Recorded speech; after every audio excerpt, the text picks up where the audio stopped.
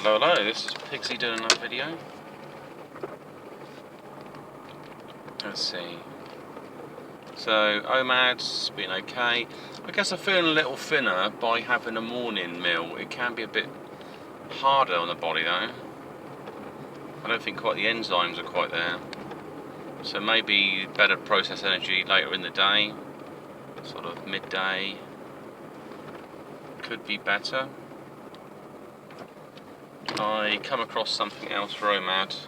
I read something and it was a New Scientist, October 2018. It was all about fasting. It had someone who claimed she did fasting. I say claim because she said about negative effects, but she didn't really go into them. She just said she felt tired and weak. She did a 5-day fast.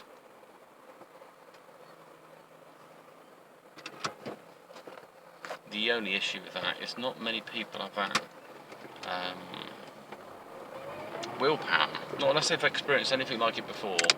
So she said she was going to work, but she felt too tired, and so she just laid in bed. So 5 days she spent not doing a lot, and then she said she lost fat and she also lost muscle. Yeah, probably because she wasn't doing anything for 5 days. It didn't really quite make any sense.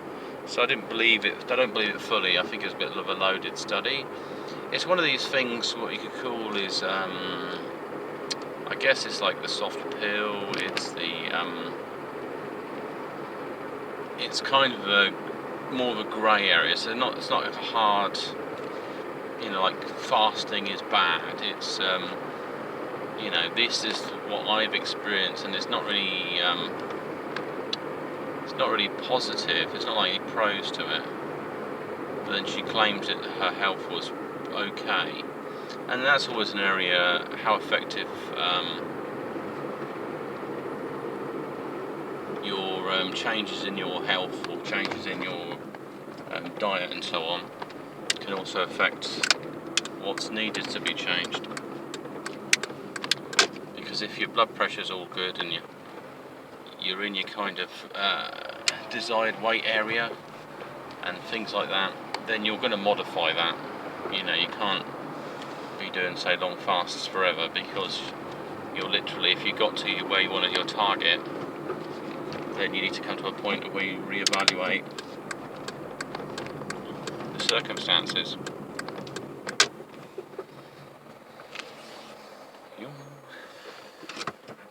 Otherwise, what are you doing it for? And I guess for me it is the lifestyle thing. So long term I don't plan to go back to for any time 3 meals a day, because I don't have any particular interest in 3 meals a day. And I'm just trying to be a bit more conscientious about the things I do buy. I have realised how the power of caffeine seems to be really difficult one to break sometimes. It's very easy, it's not just having a caffeine addiction, it's easy to get into it. So if you feel a bit sluggish, a bit tired, and you let some caffeine into your system, then you might find yourself difficult putting away. And so the main thing then is you just do a fast, and you remove the caffeine for a week. You don't have to just do a fast. You just remove caffeine. You don't have any caffeine for a week, and that should be fine. If you wanted to go quicker than that, sure, you'd have a dry fast, or if you have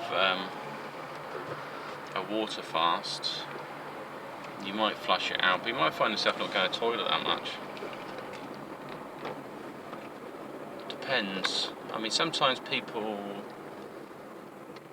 eat things and drink things and they smell of them, which means they're sweating them basically out of the system.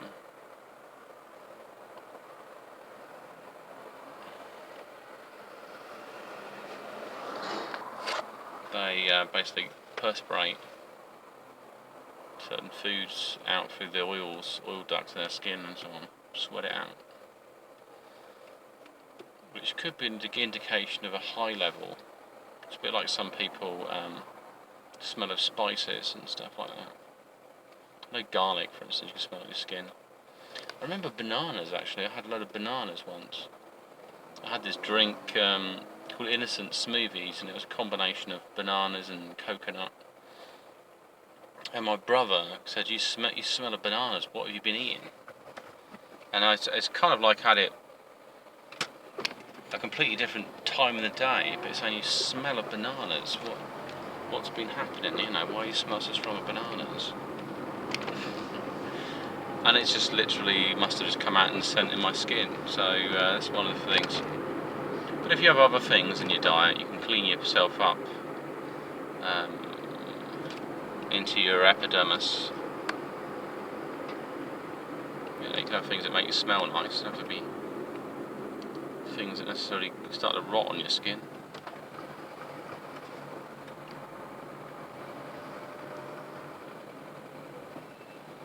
And they say about other things about your body fluids as well, like fruit. Fruit changes your taste as well. That's why vegetarians taste better than meat eaters. Read that somewhere. Is that Hannibal Lecter's cooking guide? So that's one thing. I saw some chap today and he was absolutely grotesquely overweight. And my fear is with this kind of social correctness, and it divides people, that we might start saying when you have sick people, they'll be saying it's not a sickness, it's a condition, and you should accept it as a part of diversity, and this person's got obese genes, so that's why they're obese. You know, trying to accept, normalise everything. And the reality is not normal. So get fasting, that's what I say. So I'm going to have to, at some point, I will set up a fasting group and give it a go. Have a chat with people and just say, look, you don't have to go on a diet necessarily, you just need to drop one of your meals. Do you need to have 3 meals a day? How often does your cat eat? Does it have breakfast, lunch, dinner and snacks? Some bloody cats do. It's a bit ridiculous, really.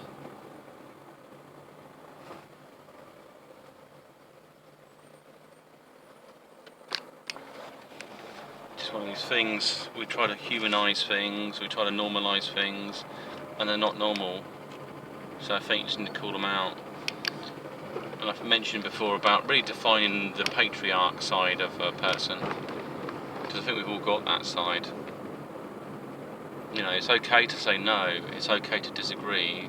You get taught to have to try to agree with everyone, and then have this equality pill and things, and say, oh no, it's because they haven't been trained right and stuff like that. Basically, you want to groom the species so that people can do any job and serve a corporate purpose. It's like, you know, women are naturally quite good communicators. Not all of them, obviously, but a good proportion are. And then you'll find that, like with mathematicians, etc., that, fuck's sake,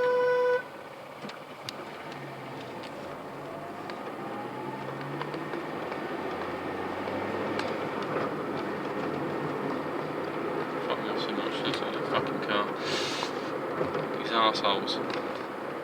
So basically someone comes in the wrong way, swings right round, nearly hits a load of traffic, and then starts indicating to cut into the lane as well. Just a pure lunatic, basically. Well, that's what happens if you're chasing the pound or the dollar. You end up becoming some robot. So I think it's not just about defining like feminine qualities. Like, you know, I've been working on this doll of mine. I've been stitching clothes. I realised I could improve my stitch work and all these sorts of things. But proud of my achievements. But that's embracing the sort of the feminine aspects, creativity and other things. I mean, men have creative sides of things as well. Just like construction.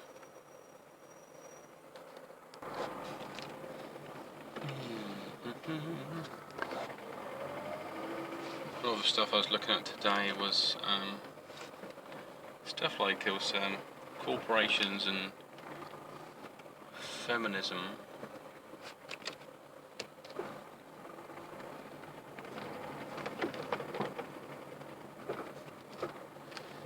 And I think really the upshot of it is that the state seeks to control most things, movements, and by doing that it gives them a stranglehold on them. So they've pushed for a type of feminism. We might as well say it's a pet feminism. Wow, that's right on the edge.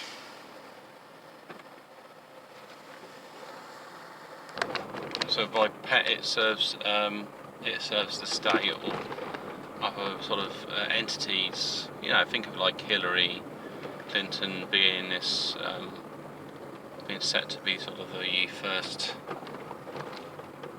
Prime Minister.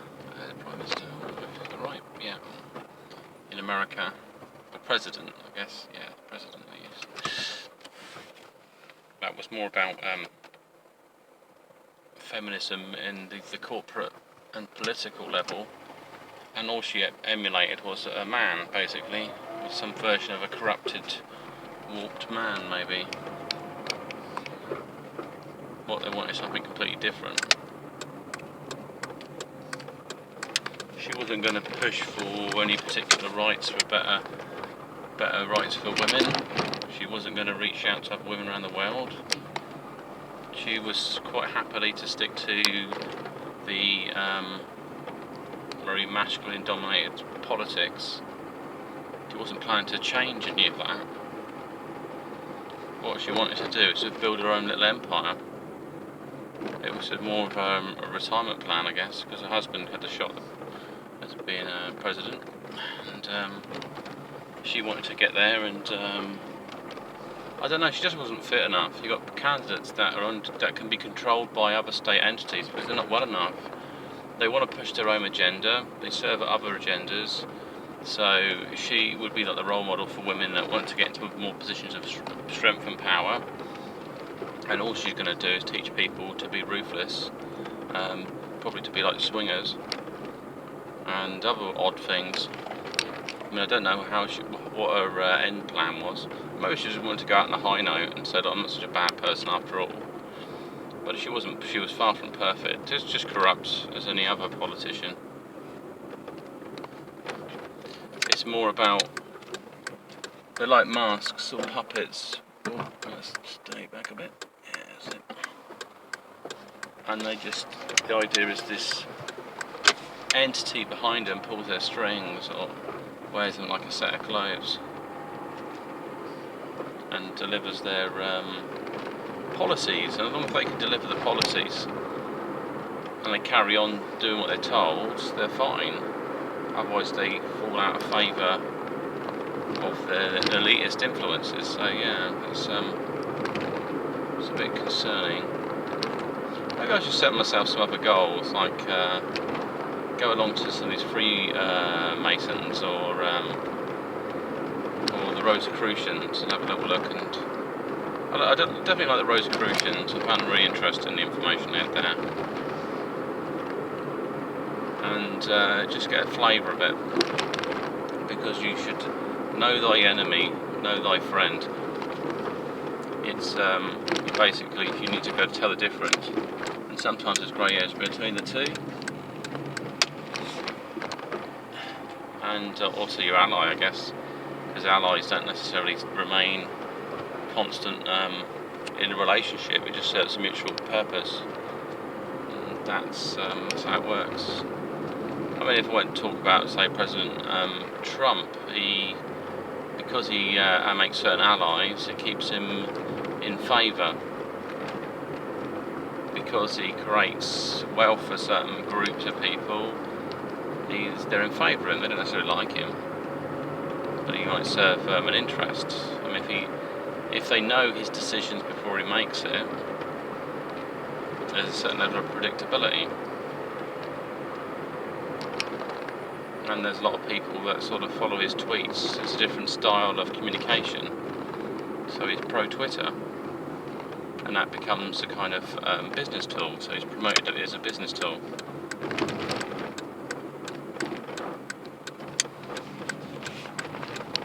The age of social media, so that's, it's all good.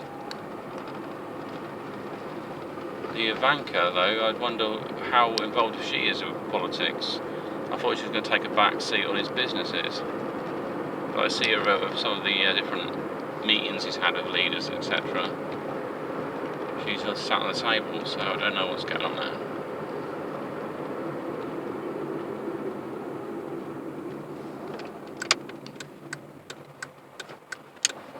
I was also thinking maybe there might be time for a new branch of feminism, maybe to sort of like the religious. Maybe I should put a book together at some point, I don't know. And it becomes basically is reflective of different matriarchal figures, the role maybe women played in the past, possibly, and how that's kind of been sidestepped a little bit, and how it can be renewed in a new age. Why women have changed, why people feel disassociated, why men feel disassociated. Like technology's taken over some of their roles, and so they have to be more technically advanced. And some people are just naturally, physically, they're good at making things, but they're very much, they'd rather do building work rather than being at a point where they would be, using robots and machines and stuff, and so they can get out of place. Some people have sort of intellectual blockages at certain levels. So how to advance people? There's some chaps that don't. The internet is way beyond them. And for women, it's embracing new technology. It's are they the centerpiece of the home anymore? Do they kind of become the center of the nucleus? I think they're the nucleus in society. And what the new age of women might be in a religion and a kind of structure. I think women do have beta males, and maybe that be encouraged. You should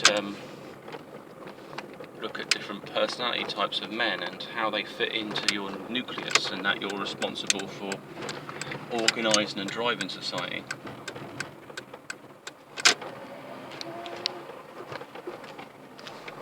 And I think without a certain level of guidance, the risks men pose, and might divide society for the idea of profit and resources. That a religion that says we have inherent natures, we may choose to be different than what we are designed to be, but that nature is always there. Women will always want to nurture things. Men will always want to accumulate power. It's just in the blood, I guess. Anyway, this is Pixie signing off. That's what you say.